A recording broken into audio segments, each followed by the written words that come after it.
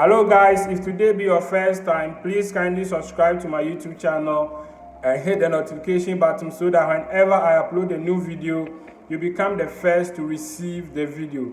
Like I said on my previous video, I would like to make a tutorial on the reason why tourist visa got refused, and also I would just highlight 10 likely questions whenever you visit the embassy or you go for interview.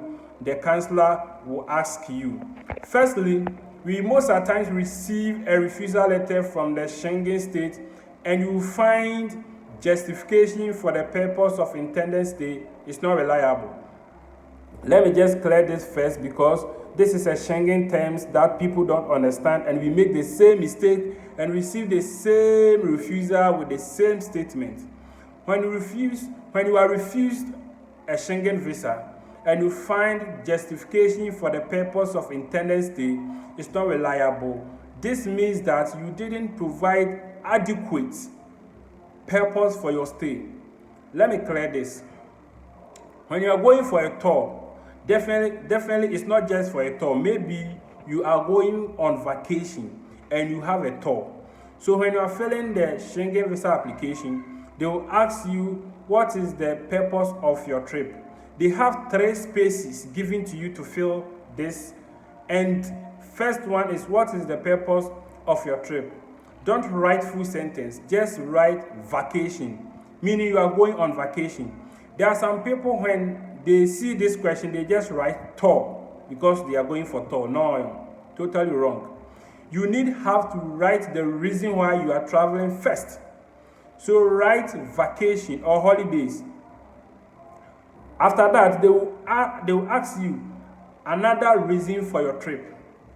Then you write for tour. So meaning you are going on vacation and to tour. So the third one will be provide additional purpose of your trip.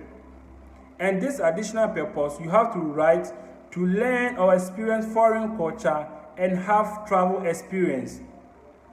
This is all. If you have this done, you would never be, or you never get refused, and therefore find the justification for the purpose of intended stay is not reliable or provided on your refusal letter. So those people who have been receiving this, and each and every time they receive it, every time, this is the reason. So let me go back and just highlight the 10 likely questions you always ask for a Schengen interview. I have been a victim because I've been to several interviews, especially I've been to Czech Republic, I've been to so many other places for interview. And these questions are always asked at the Schengen visa interview. Firstly, when you enter into the counselor's office or where the interview will be held, you'll be first take your birth cert. And when the birth cert is taken, the counselor will put the birth cert down and ask you what is the reason for your trip.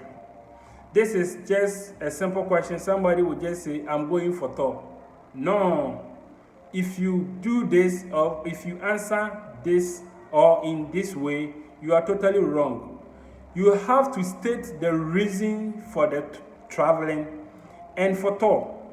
So what is the reason for your trip? You have to state that I am traveling on vacation and to tour some of the historic places in the country. So you'll be asked, what are the historic places? Or some people always mention the historic places in the process of answering the first question, what is the purpose of your stay? So for me, when I went to the Czech Republic embassy and I was asked, what is the purpose of your trip? This is how I answered it.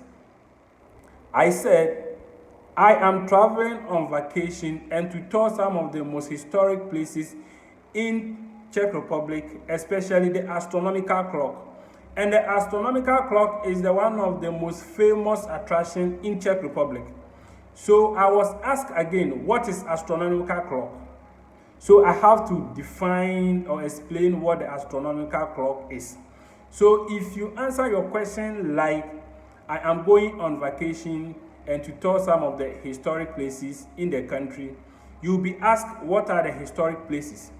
So be very careful to mention historic places or tourist sites which you have idea about. If you are going to visit 4 or 5 historic places, you have to know the location, the address of the place, and the history, a little history about the place. So after you tell the counselor, maybe I'll be visiting astronomical clock, you'll be asked what is astronomical clock. After you are done with that answering, the counselor would like to know where you are going to sleep. So you'll be asked, where will you sleep? If someone is hosting you, you have to mention the person's name, address, the work of the person, everything about the person you have to know. But if it's a hotel, you have to tell the counselor, I'm going to live at the hotel. And you'll be asked, what is the address of the hotel? So you have to have the address of the hotel in your mind.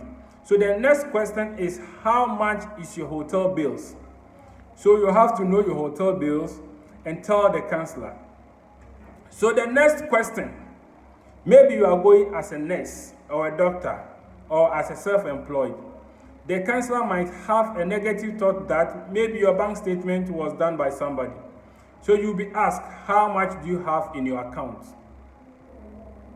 So if you're having 3 or 4 bank statements, you have to know how much you have in each account.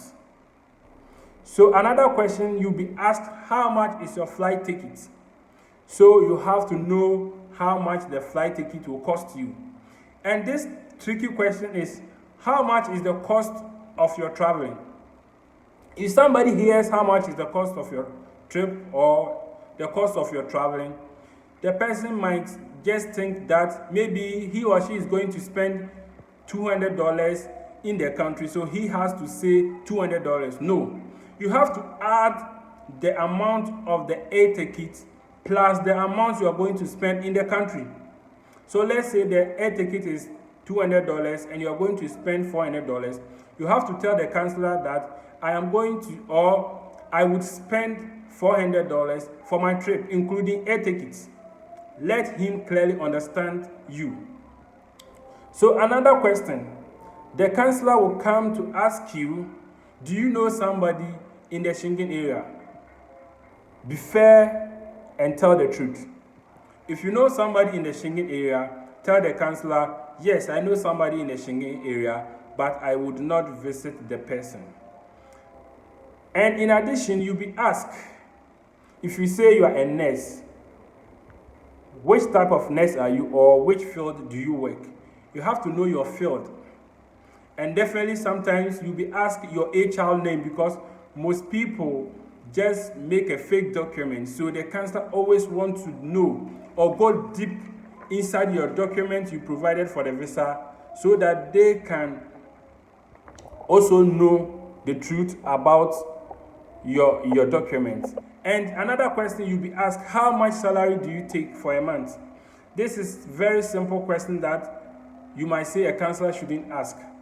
But because they don't trust your statement or document, they have to ask you these questions. And sometimes you submitted a marriage certificate. You told the counselor that you are married. So what the counselor would like to know is, when did you get married? So if you are married, you should know the date you got married. This is very, very important. So after that, you'll be asked